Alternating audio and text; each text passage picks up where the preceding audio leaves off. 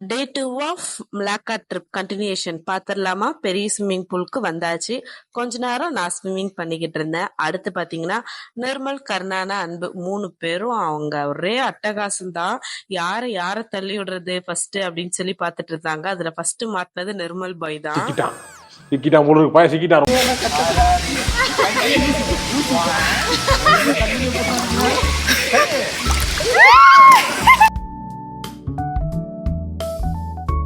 நிர்மலை முடிச்ச கையோடையே கருணாரனும் அன்பு என்ன பிளான் பண்ணாங்கன்னா 2 பேரும் சேர்ந்து குதிக்கலாம் அப்படின்னு சொல்லி ஒரு பிளானை போட்டாங்க.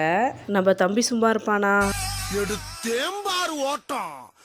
டக்குன்னு வந்து மேலே ஏறிட்டான். 2 பேரும் ஓடிட்டாங்க. அப்புறம் 3 பேருமே டிஸ்கஸ் பண்ணி சரி 3 பேர் சேர்ந்தே குதிச்சிருவோம் அப்படின்னு சொல்லி முடிவு பண்ணிட்டாங்க. இவங்கெல்லாம் பண்ணுறத பார்த்த உடனே எட்ரேல் அண்ணா என்னையும் தூக்கி போடுங்கன்னு சொல்லி கேட்டுகிட்டே இருந்தான். அதனால் அவனையுமே தூக்கி போட்டுட்டு இருந்தாங்க. கொஞ்சம் ஜாலியாக ஃபன்னாக தான் போணுச்சு. அதுக்கப்புறமேட்டு நிர்மல் ஏதோ ஒரு போஸ்ட் சொல்லிக்கிட்டு இருந்தான். அங்கேருந்து வந்து 2 பேரும் சேர்ந்து குதிக்கலான்னு அடுத்து அதை தான் ட்ரை பண்ணாங்க.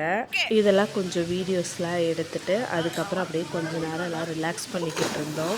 ஸோ அப்புறமா கொஞ்ச நேரம் வந்து ஃபோட்டோஸ்லாம் எடுத்து முடித்ததுக்கு அப்புறமேட்டு பாப்பா மேலே ஆல்ரெடி தூங்குறதுக்காக அக்கா கூட்டிகிட்டு போயிட்டாங்க. அதனால் நானும் வந்து கொஞ்ச நேரம் கழித்து வெளியாகிட்டேன். அப்படியே ரூமுக்கு போயிட்டு கொஞ்சம் ஃப்ரெஷ்அப் ஆகிட்டு எல்லோரும் கொஞ்சம் நேரம் ரெஸ்ட் எடுத்துகிட்டு அன்றைக்கி December 31. So new year evening mass இருந்தது.